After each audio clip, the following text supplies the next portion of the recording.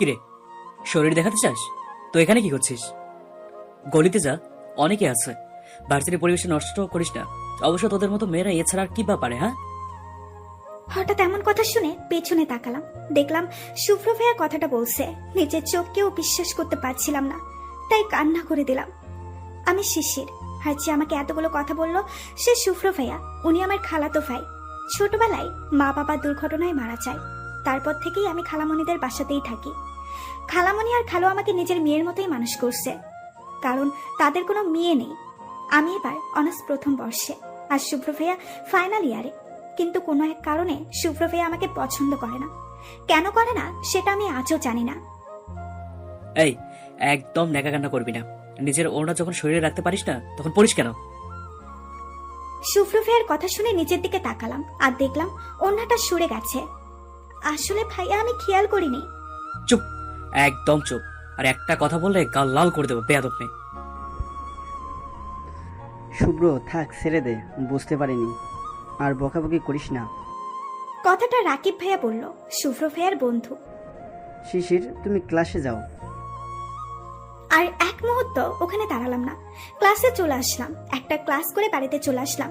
ভালো লাগছিল না ক্লাস করতে।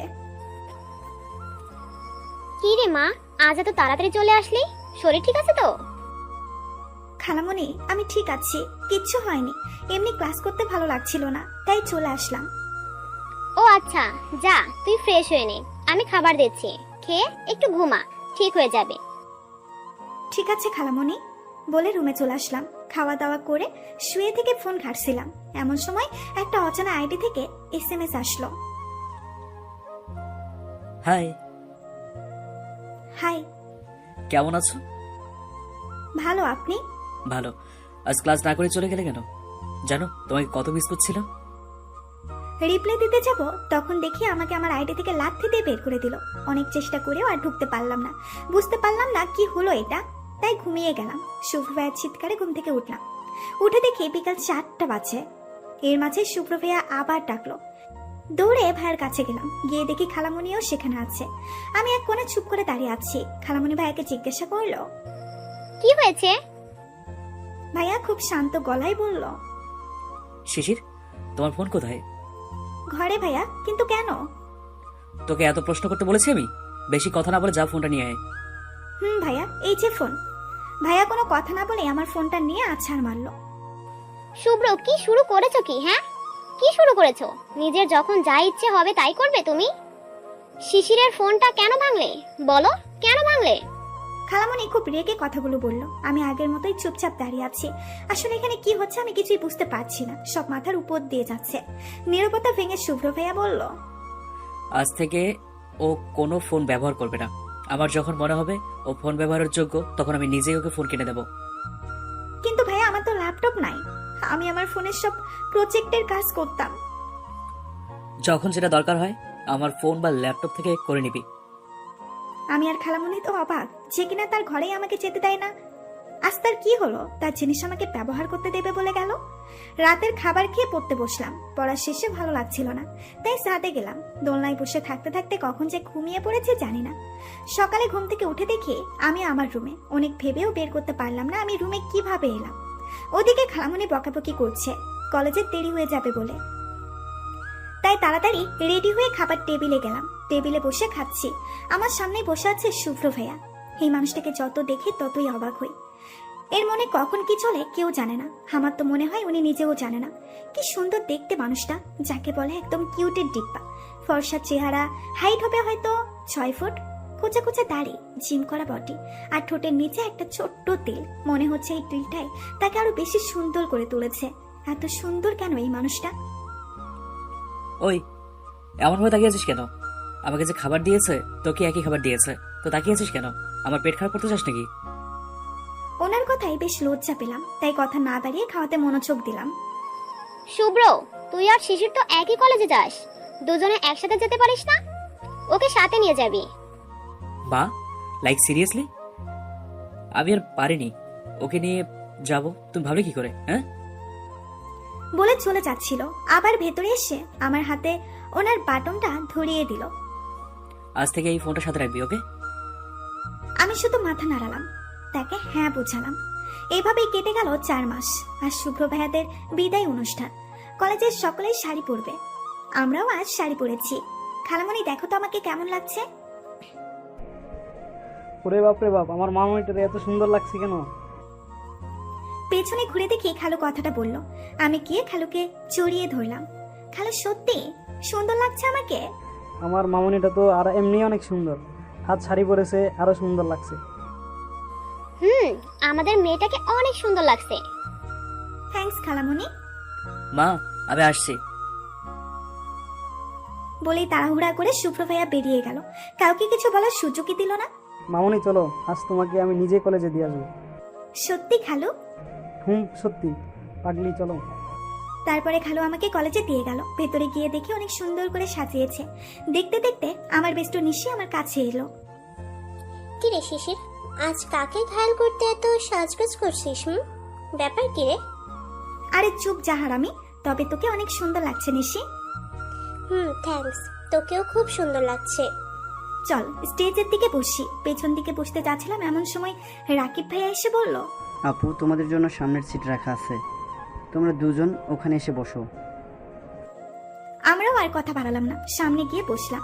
সামনে তাকাতে শুভ্র ভাইয়াকে চোখে পড়লো। কালো পাঞ্জাবি পরেছে, কালো জিন্স, কালো সানগ্লাস, যাকে বলে একদম পারফেক্ট বয়। সারাদিন অনেক মজা করলাম। মাঠের মাঝে আমি, নিশি আর আমার বন্ধুরা মিলে গল্প করছিলাম। এমন সময় রাফি ভাইয়া এসে আমার সামনে একটা ফুল দিয়ে হাঁটু গেড়ে বসে বলল। আমি এমন পরিস্থিতিতে কি বলবো বুঝতে পারছিলাম না, চুপচাপ দাঁড়িয়ে আছি। কোথা থেকে শুভ্র ভাই এসে আমার পাশে দাঁড়ালো, আর উনি যা বললো তাতে আমার মাথায় আকাশ ভেঙে পড়লো। আরে রাফি, সব জেনে শুনে আসবি তো, না জেনে ভুল জায়গাতে এসে পড়লি। মানে তুই কি বলতে চাস? মানে তুই যাকে প্রেম নিবেদন করলি সে অলরেডি অন্য কারো। কি বলতে চাস ডাইরেক্ট বল। মানে শিশিরের বিয়ে ঠিক হয়ে আছে, ওর পড়া শেষ হলে ওর বিয়ে। এতক্ষণ চুপচাপ এদের কথা শুনছিলাম, আর এখন তো রীতিমতো শক খেলাম শুভ্রর কথায়। আমার বিয়ে ঠিক হয়েছে, হারণ নিজেই জানি না। রাফির মতো আমার চোখ বড় বড় হয়ে গেল। কিন্তু ভাইয়া আমার বিয়ে? শিশির, আমি এ নিয়ে পরে কথা বলবো তোর সাথে। তুই আর এক মুহূর্ত এখানে থাকবি না, সোজা বাড়ি চলে যাবি, যা। আমিও আর কথা বাড়ালাম না, মনের মধ্যে হাজারটা প্রশ্ন নিয়ে বাড়িতে চলে আসলাম। এভাবেই দিন যাচ্ছিল। শুভ্র ভাইয়াও এখন বেশিরভাগ সময় বাড়িতেই থাকে, সব সময় বইয়ের মধ্যে মুখ গুজে থাকে। একদিন সকলে নাস্তা করছিলাম, শুভ্র ভাইয়া আর খালু আমার পাশে বসে খাচ্ছিল। হঠাৎ খালু বলল, দেখ মা, আমরা ছোটবেলা থেকে তোকে নিজের মেয়ের মতো মানুষ করেছি। কোনো মা বাবাই চায় না তার কলেজার টুকরোকে অন্য কারো হাতে তুলে দিতে, কিন্তু মা নিয়তি বড়ই নিষ্ঠুর, নিজের কলেজার টুকরো মেয়েকে অন্য কারো হাতে তুলে দিতে হয়। আমাদেরও তাই করতে হবে। শুভ্রর বন্ধু রাফির বাবা কাল আমার অফিসে এসেছিল। রাফি নাকি তোকে খুব ভালোবাসে। পরীক্ষা শেষ ওর বাবার বিজনেসটাতে জয়েন করবে। আমরা তোকে জোর করব না, তুই যেটা বলবি সেটাই হবে। কথাটা শুনে কেন জানি না আমার চোখ দুটো শুভ্র ভাইয়ার দিকে গেল। উনি খুব ভালোভাবে মনোযোগ সহকারে খাচ্ছে, মনে হচ্ছে উনি খাওয়া ছাড়া আর কিছুই বোঝে না। খুব কষ্ট হচ্ছে, কিন্তু কেন কষ্ট হচ্ছে আমার? কিরে মা, কিছু বল। খালু, ছোটবেলা থেকেই তোমরাই আমার বাবা মা, তোমরা যেটা ভালো বোঝো সেটাই করো বলেই চলে আসলাম। কেন জানি না ওখানে থাকতে ইচ্ছে করছে না, খুব কান্না পাচ্ছে। নিজের ঘরে এসে কান্না করে দিলাম। নিজেই নিজেকে প্রশ্ন করলাম আমার কষ্টের কারণটা কি, আর আমি কেনই বা আশা করছিলাম শুভ্র ভাইয়াকে খালুকে মানা করে দেবে যে না, শিশিরের এখন বিয়ের দরকার নেই। তার মানে কি আমি মনে মনে শুভ্র ভাইয়াকে ভালোবেসে ফেলেছি? কিন্তু শুভ্র ভাইয়া তো আমাকে দেখতেই পারে না, তাহলে কি আমি তার অবহেলার ভালোবাসাতেই পড়ে গেলাম? শিশির, কি রে মা, দরজা বন্ধ করে কি করছিস? কলেজে যাবি না? খালামণি, আমি আজ কলেজ যাব না, তুমি যাও, আমাকে ডাকবা না, আমি একটু একা থাকতে চাই। দুপুরে খেতেও যাইনি। শুভ্র, তুই কি শিশিরকে কিছু বলেছিস? মা, ওর কিছু হলেই তোমরা আমাকে বলো কেন? আজ সারাদিন তো ওর সাথে আমার দেখাই হয়নি। শিশির মা, দরজাটা খোল, কি হয়েছে আমাকে বল। কেউ কিছু বলেছে? আচ্ছা, বিয়ের কথা শুনে রাগ করেছিস? মা, দরজাটা খোল। দরজাটা খুলে খালামণিকে ভেতরে আসতে দিলাম। আমি বসে আছি, খালামণিও আমার পাশেই বসে আছে। কি রে মা, কি হয়েছে? নিজেকে আর সামলাতে পারলাম না, খালামণিকে জড়িয়ে ধরে কান্না করে দিলাম। এই পাগলি, কি হয়েছে, এভাবে কান্না করছিস কেন? আচ্ছা আমাকে বল, শুভ্র কিছু বলেছে? বল। খালামণি, আমার মনে হয় আমি তোমার ছেলেকে ভালোবেসে ফেলেছি। তা আমার মামুনিটা যে শুভ্রকে ভালোবাসে এটা কি শুভ্র জানে? যার মানে না। তাহলে তাকে তো জানাতে হবে। কিন্তু খালু, তোমার ছেলে তো আমাকে দু চোখে দেখতে পারে না। হঠাৎ খালামণি বলে উঠল। আমার কাছে একটা আইডিয়া আছে। আমি আর খালু খালামণির দিকে তাকালাম। আজ শুক্রবার, রাফি ভাইয়ের পরিবার থেকে সকলেই আমাকে দেখতে আসছে। খালামণি অনেক রান্না করছে আজ। হ্যাঁ, আমাকে আমার বান্ধবীর নিশ্চয়ই একটা শাড়ি পরিয়ে দিয়েছে। একটু পরেই তারা বাড়িতে এলো। এখন আমি তাদের সামনে বসে আছি। এখানে সকলেই আছে, খালু, খালামণি, শুভ্র ভাইয়া, সকলেই আছে। তা মা, তোমার নাম কি? নওশিন আহমেদ শিশির। রান্না বান্না করতে পারো? আমি কিছু বলতে যাব তার আগে শুভ্র ভাইয়া বলল। কেন আন্টি, ওকে দিয়ে কি শুধুই রান্না করবেন নাকি? শুভ্র ভাইয়ের কথায় ওনারা চুপ মেরে গেল। তারপর আবার প্রশ্ন করলেন। আচ্ছা মা, বলো তো, স্বামী আগে না পরিবার আগে? এবারও আমি কিছু বলার আগে শুভ্র ভাইয়া বলল। কেন আন্টি, বিয়ের পরের দিনে কি ওদের আলাদা করার চিন্তা করছেন নাকি? ওনার কথায় খালু বলল। শুভ্র, কি হচ্ছে এসব? বড়দের সম্মান করতে ভুলে গেছো নাকি?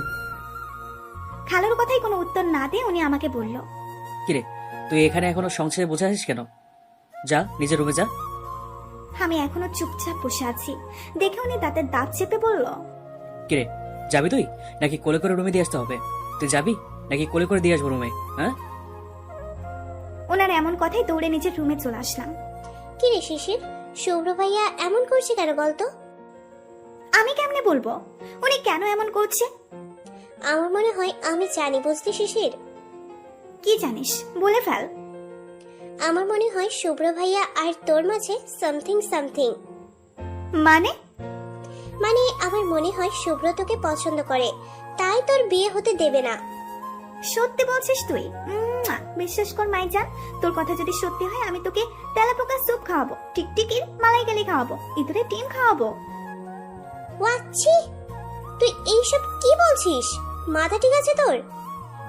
এইগুলো কেউ খাইছি? বলেই ও রুম থেকে চলে গেল। আমি মনে হয় ভুল জায়গাতে ভুল কথা বলে ফেলেছি। সে যাই হোক, তাতে আমার বাপের কি? পরের দিন জানতে পারলাম উনি নাকি ওদের বলেছে। যা হবার আমার অনার্স কমপ্লিটের পর হবে। এখন যেন এ বাড়িতে কারো কোনো বিয়ের কথা না তোলা হয়, না বলা হয়। বলেই চলে গেছেন। তাই রাফি ভাইয়াও চলে গেছে। রাতে ডিনার করার সময় খালামণি বলল।